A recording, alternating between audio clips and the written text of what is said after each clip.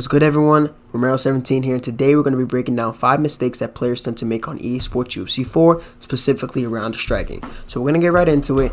We're going to be talking about holding the left stick forward too much while striking. Now, this is easy to end up doing subconsciously, whether you're like on autopilot while you're playing games, or you're just, just holding forward trying to reach somebody with your strikes, right? And all of these mistakes are all tied in together. You're going to see how. So the key thing is that a lot of people, they tend to hold the forward button when they're doing their strikes, right?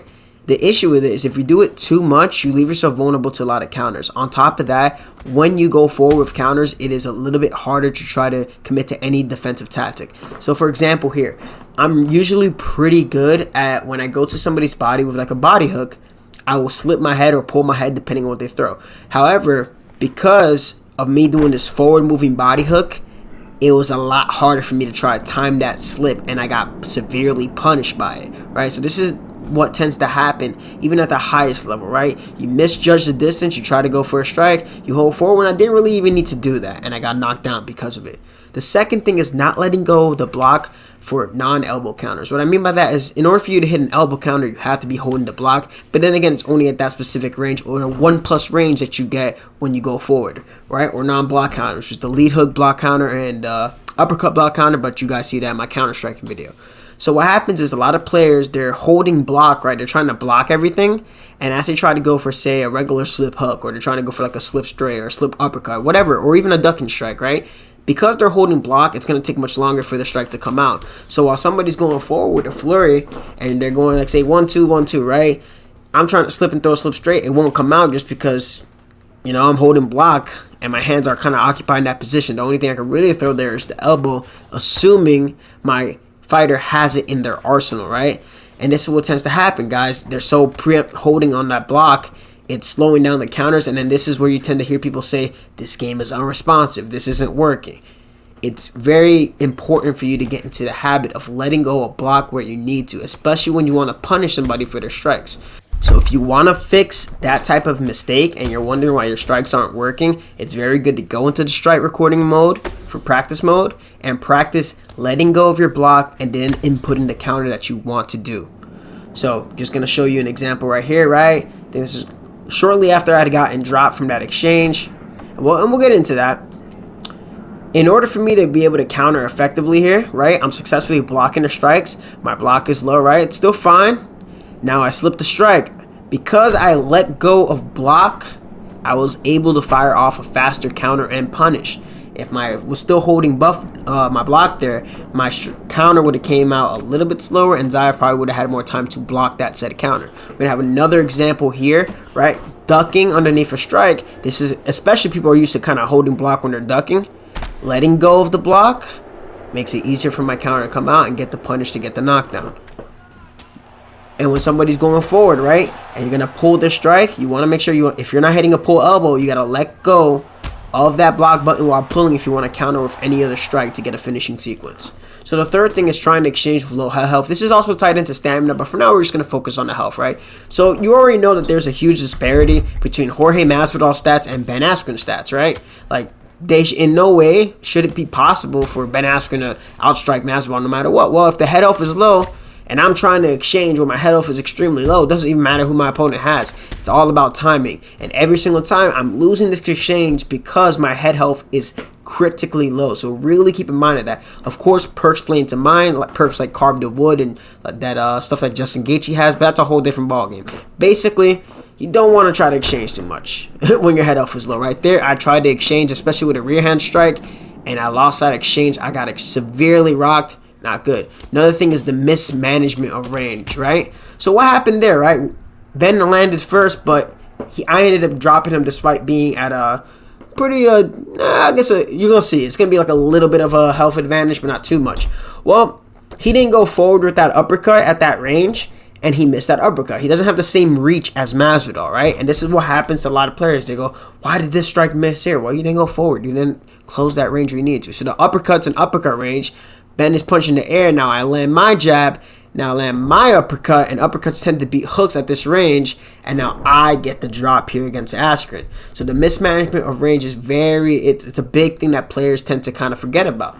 This also ties into reaching with strikes, and when you reach with your strikes, you're killing your own stamina, especially when you're out of range. And especially new players that tend to do this, they try to throw like a 1, 2, 3, 4-piece combo, and they get punished for it. Now, at the highest level, this is a proper punish, right? I overextended in the combination, got severely hard rocked, and I got brutally finished as a result of that. And that was something well done, right? But this is what you see a lot of new players do. They'll just continue to keep throwing, right, with kind of no regard to their short-term stamina, and against a seasoned player who's defensively sound and defensively responsible, they're going to counter you and they're going to punish you, right? Not every counter is going to be a death counter, but if you stay in the pocket too long and your head off is low, you run the risk of getting knocked out. So the fifth thing is not embracing footsies on UFC. Now, I don't personally call it this term. To me, I just call it distance management, but Marshall Mind has a really good video on the concept of footsies. So this is the big thing, right? A lot of players, they go forward and back, forward and back. And especially like new players, and even some players now, right, they go forward and back, and you're kind of telegraphing what you're going to do. Like, all right, I'm going to disengage now I'm going to go back in. I'm going to disengage now I'm going to go back in. So what makes this work, to understand footsies, right? I'll actually get some fight. I'll go on a quick fight and look for some fights, right? And just to see if I can find some players to kind of exploit this on. You want to bait out strikes with your footwork. In order to bait out strikes with your footwork, you have to threaten with something. If you're a good enough player or smart enough player, you're not going to walk into anybody's range willy-nilly. So sometimes it can be just enough to just kind of walk into range. Somebody's just going to immediately start pressing buttons, and they're just going to start punching in the air, killing their own stamina, right? And you can see this. It's almost like nothing, right? The guy simply just walked into range, and then they start throwing. And then you can take advantage of this. You can start trying to land, like, say, leg kicks if they're out of range with their punches, right? You can try to land punches right after they finish throwing their punches, so you can punish them for their short-term stamina. So I think the best way for me to kind of break down the concept of footsies, I know I have plenty of videos of me doing it on my streams, but we're going to go into quick fight, and we're going to go look for some, little test dummies to kind of use to really break down this concept. So I'll be right back with y'all. So we're on quick fight. And my opponent chose Cruz, so I'm hoping here that my opponent, is going to try to, hang back, right? Well, the reason why a lot of players are able to have success while hanging back is that they understand that when the person is coming forward, they're susceptible to forward vulnerability. So you have to be careful on your entry. And the person retreating tends to have control of the camera angle. So usually when people try to play with Cruz, that's what they usually try to do. You can already see the first mistake this guy's kind of doing. He's kind of punching the air. Not really establishing much things with a purpose, right? A little bit of mistake there on my part, and I tried to throw a regular leg kick there, but just trying to be a little bit proactive with my movement, right? And you notice he puts himself back on the cage, and he's waiting me to come forward, and this is what I mean, right? Watch, you see he's going in and out. He's not doing anything from out here. There's really nothing to threaten me. So I can go in, and I can win that exchange. He's throwing a 1-2. I'm slipping, right? So there I'm recognizing the pattern. Look, and now he's overthrowing, right? He doesn't like that he's missing. Tries to go for an out-of-range leg kick. I check that.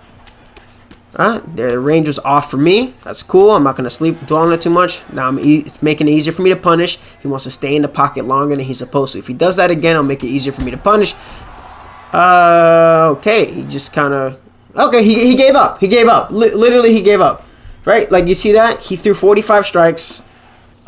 He threw 45 strikes, only landed 8. I threw 20 strikes and landed 12. So, and that was just him missing. He was just frustrated. He was missing, right? And that's at the lowest level, but you can also see this happen at the highest level, especially if you watch ESFL. So we're going to look for another fight here. But just notice, it's about making the other person miss or making them think that you're going to be there when you're not really going to be there. So we're going to go run with TJ again. TJ and Aldo are generally my preferred picks in bantamweight. Just going to go with Jan. Okay, good, perfect. Usually, when a guy chooses Jan, they do have an understanding of the meta. So I'm going to hope this guy's a little bit better. Because I want to do this in live time. It's a little bit easier for me to talk when I'm on quick fight. Because quick fight, it's not really, you can just kind of chill. Ranked is a little bit different, especially when I'm streaming. So, Amish John Wick. Respect. Alrighty. So let's hope this guy manages his range a little bit better. Alright, so tries to close the range with a leg kick.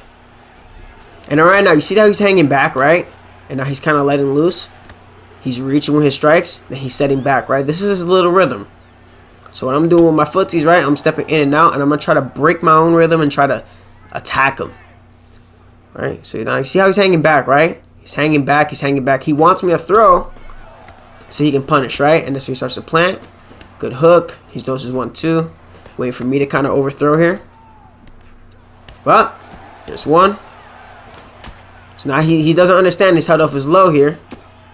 And now I'm starting to understand the cycle of his strikes. Alright, so I got to stop pulling because he's throwing a lot of straight strikes. But once he starts to go for a lead hook, I know he's likely going to throw a rear hook. And these are like the little things that you tend to work on. Alright, so it's 1-2, hook, hook. Boom, there's a duck counter there. Whoop. There, he does a good job of sliding out of the range there. Whoop. Boom. Mix up high, body, and low. There, the uppercut was out of range for me. So I missed that. Check that kick again. Ah, you see that? So right there. Ah, yeah, it's a wrap. So right there, he tried to step right back into the pocket as his short-term head health was low, and that's why he ended up getting dropped. He didn't allow his head health for a chance to recover. And there he tried to go for a forward-moving move, a forward-moving overhand, and he got clipped by the lead hook. So I'm just going to get up here. There's no reason to take him down. It's a striking showcase. Right, so it's 1-2, right? Basic rhythm. But everything he's doing is kind of reaching. Everything he's doing is just simply reaching. And he stayed in the pocket. Perfect example right there. Stayed in the pocket, right? Stay in the pocket when the head health was low. Stay in the pocket when the short-term stamina was at disadvantage. Wasn't really managing his range correctly. And just falling into the trap of footsies. And that's just a good example to show y'all how footsies really work. Well, we're going to leave it at that. It's number 17. These are like the 5 mistakes that players generally tend to make with their striking on EA Sports UFC 4. Keep this in mind and just remember, they're all connected. Work on all those weaknesses and you're going to become a better player. Round 17, I'm out of here.